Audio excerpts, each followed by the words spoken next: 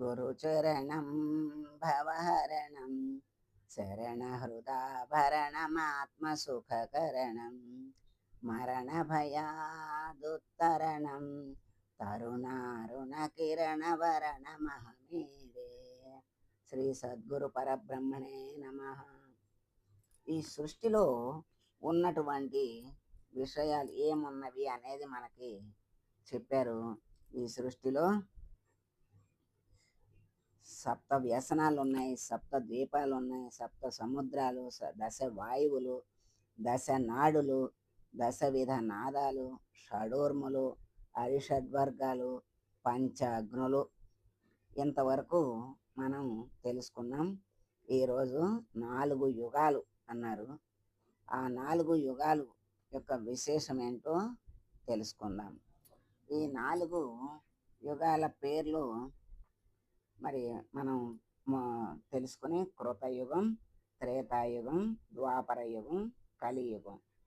ఈ కలియుగం 4,32,000 సంవత్సరాలు, ద్వాపర యుగం 8,64,000 సంవత్సరాలు, త్రేతాయుగం 12,96,000 సంవత్సరాలు, కృతయుగం 17,28,000 సంవత్సరాలు.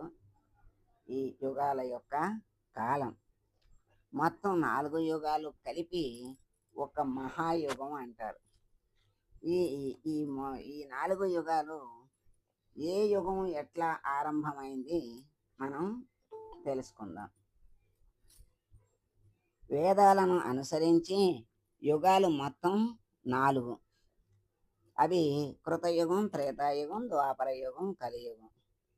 ఇలా ఒక్కో యుగానికి ఒక్కో భగవంతుడు ఉండగా జ్యోతిష్య గ్రంథం ప్రకారం ఒక్కో యుగానికి ఒక్కో గ్రహం రాజు, మంత్రి అని చెప్తారు. మరి పురాణాలు, శాస్త్రాలు యుగాలను గురించి ఏం చెప్తున్నాయనే విషయాల గురించి మనం ఇప్పుడు తెలుసుకుందాం. కృతయుగం 4 యుగాలలో మొదటిది కృతయుగం. దీన్నే సత్యయుగం అని కూడా అంటారు. ఈ యుగంలో నారాయణుడు లక్ష్మీ సహితంగా భూమిని పరిపాలిస్తాడు. దీని కాల పరిమాణం 17,27,000 సంవత్సరములు పరిపాలిస్తాడు. దీని కాల పరిమాణం చెప్పారు కదా, 17,28,000 సంవత్సరాలు. ఈ యుగంలో ధర్మం 4 పాదాల మీద నడుస్తుంది. ఈ యుగంలో ప్రజలు ఎలాంటి బాధలు లేకుండా సుఖ సంతోషాలతో ఉంటారు. ఈ యుగంలో అకాల మరణాలు ఉండవు. ఈ కృతయుగానికి రాజుగా సూర్యుడు అంటే రవి, మంత్రిగా గురువు అంటే బృహస్పతి నియమితులు అయ్యారు. బంగారానికి అధిపతి గురువు కావున ఈ యుగంలో ఎక్కడ చూసినా బంగారమయంగా ఉండేది. ప్రభువులకు ప్రజలకు ఎటువంటి భావ విభేదం, విరోధం లేకుండా చక్కగా కాలం నడిచింది. ఈ సూర్య ప్రభావం చేత సుక్షత్రియులు, గురు ప్రభావం చేత సద్బ్రాహ్మణులు జనించి ధర్మమైన పాలన నడిచింది. ఇక సకాలానికి వర్షం, మంచి పంటలు, పాడి పశువులు అభివృద్ధి చెంది ప్రజలు సుఖమైన జీవనాన్ని గడుపుతూ ధర్మ పాలన అనేది జరుగుతోంది. సూర్య గురువులు వారికి మిత్రగ్రహాలైన కుజచంద్రులు, కేతువుల సహాయంతో ధర్మమైన పాలన చేస్తూ ఉన్నారు. శని, శుక్ర, బుధ, రాహు గ్రహాలు కదలక మెదలక కొంతవరకు వాగ్వివాదం కల్పించ ప్రయత్నం చేశారు. శని, శుక్ర, బుధ, రాహు గ్రహ కారకముల వలన కొంత అన్యాయ ప్రవర్తన కలిగి వివాదానికి దిగువానిని చూసి శాప అనుగ్రహ శక్తి కలిగిన బ్రాహ్మణులు కోపం ఆపలేక వీడు రాక్షసుడై పుట్టేందుకే ఇటువంటి అన్యాయ ప్రవర్తన, ఇటువంటి మాటలు మాట్లాడుతున్నాడని అనడం వలన ఆ తపోశక్తి శాప రూపమున త్రేతాయుగంలో రాక్షస వంశము అధికమైంది. తపస్సు చే దైవబలాన్ని సంపాదించారు, కానీ కోపము ఆపలేక పలికిన పలుకులు త్రేతాయుగంలో క్రూరులు, రాక్షస స్వభావులు, రాక్షసులు, కలహం పెంచేవారు అధికమయ్యారు.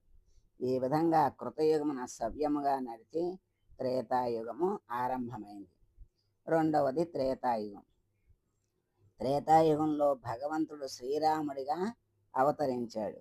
ఈ యుగంలో భగవంతుడిగా అవతరించిన శ్రీరాముడు రాక్షసుడైన రావణుడిని సంహరించి ధర్మ సంస్థాపన చేశాడు. ఈ యుగం కాల పరిమాణము 12,96,000 సంవత్సరాలు. ఈ యుగంలో ధర్మం 3 పాదాల మీద నడుస్తుంది. ఇక త్రేతాయుగానికి రాజుగా కుజుడు అంటే మంగళుడు, మంత్రిగా శుక్రుడు నియమితులయ్యారు. కుజుడు పురుషకారకుడు, యువకుడు, యుద్ధప్రియుడు, సుక్షత్రియుడు, బాహుబల పరాక్రమవంతుడు, సత్యము పలికేవాడు, రాజుగా ఆచారానికి కట్టుబడి ఉండక తిరిగేవాడు.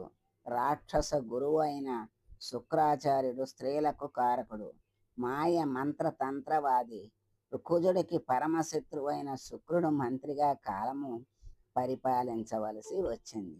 రాక్షస గురువు శుక్రబలమున దుష్టశక్తి మాయామంత్రం ప్రభావం చేత రాక్షసులకు పురిగొలిపి యజ్ఞయాగాది క్రతువులను తపస్సంపన్నులకు, రూపవతులైన స్త్రీలకు, బ్రాహ్మణులకు విపత్తులు కల్పించి బాధించేవాడు.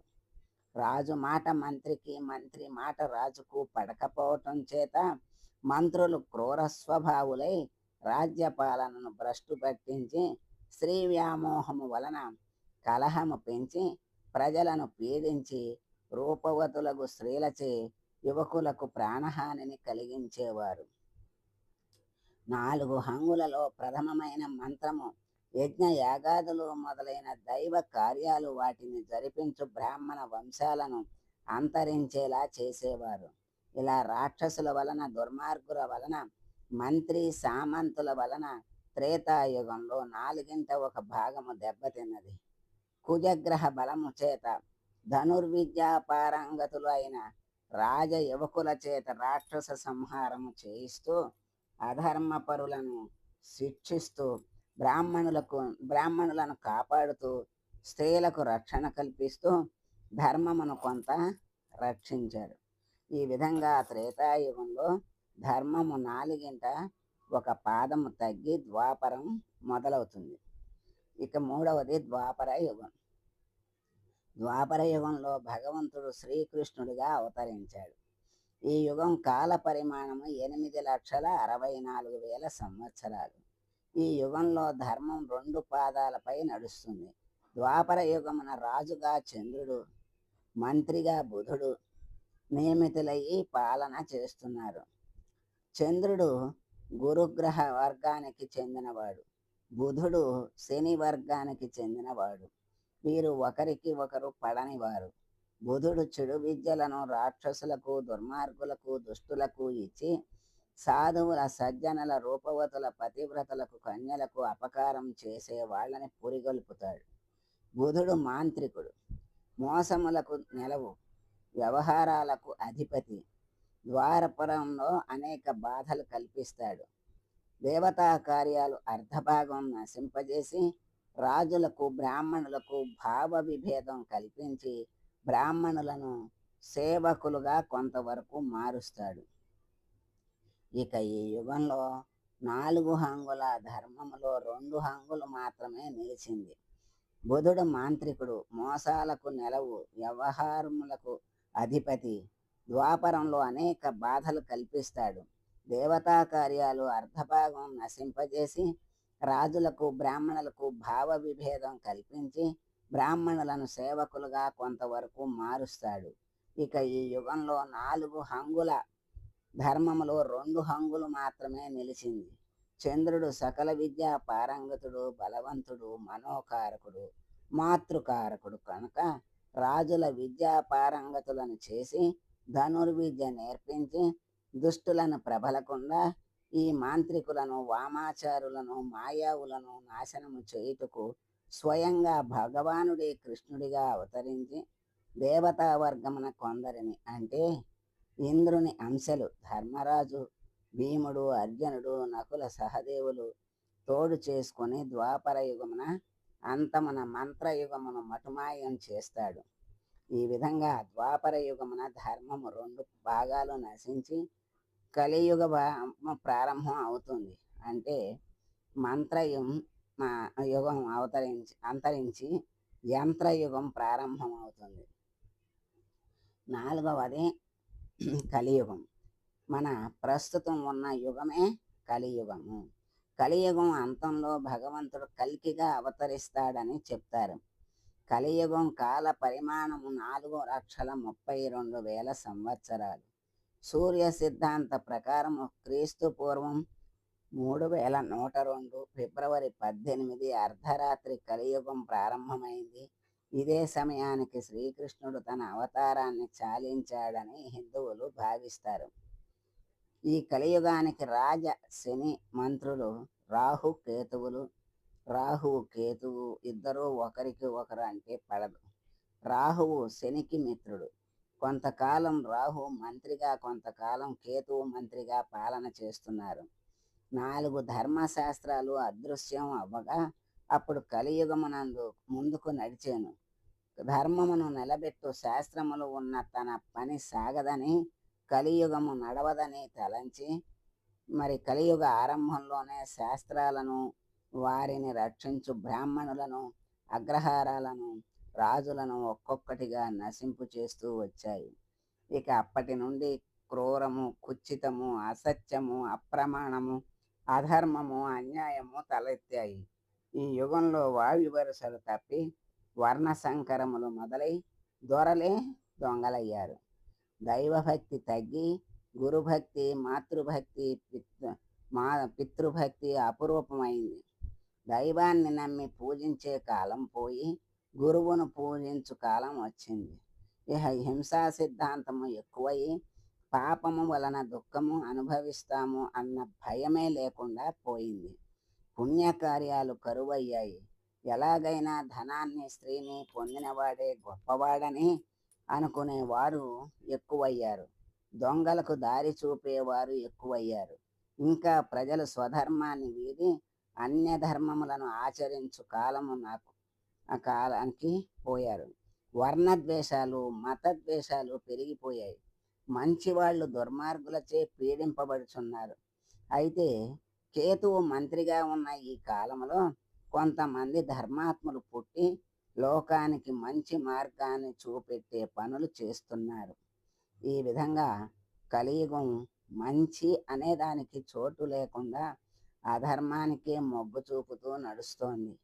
కలియుగం అంతంలో భగవంతుడు కల్కిగా అవతరించి తిరిగి సత్యయుగం స్థాపనకు మార్గం సుగమం చేస్తాడు అని చెప్తారు. ఈ విధంగా 4 యుగాలు ఉన్నాయి అని చెప్పారు. 4 యుగాలు కలిసి ఒక మహాయుగం అంటారు. మరి 4 యుగాలు అయ్యాక మళ్ళీ కృతయుగం ప్రారంభమవుతుంది. ఇది కలియుగంలో ఉన్నాం. ఈ కలియుగం దాటిన తర్వాత కృతయుగం మళ్ళీ ప్రారంభమవుతుంది. కనుక ఈ 4 యుగాలు ఈ సృష్టిలో ఉన్నవి అని చెప్తున్నారు. ఆ 4 యుగాలు ఎలా ప్రారంభమయ్యాయి, ఆ 4 యుగాల్లో రాజులెవరు, మంత్రులెవరు, ఆ యుగాల్లో ఉన్న పరిస్థితులు ఏంటి, ఏ విధంగా ఎవరి చేత ఏ రూపంలో రక్షింపబడ్డారు అనే విషయాల్ని మనం తెలుసుకున్నాము, తెలియజేశారు. సంతోషం.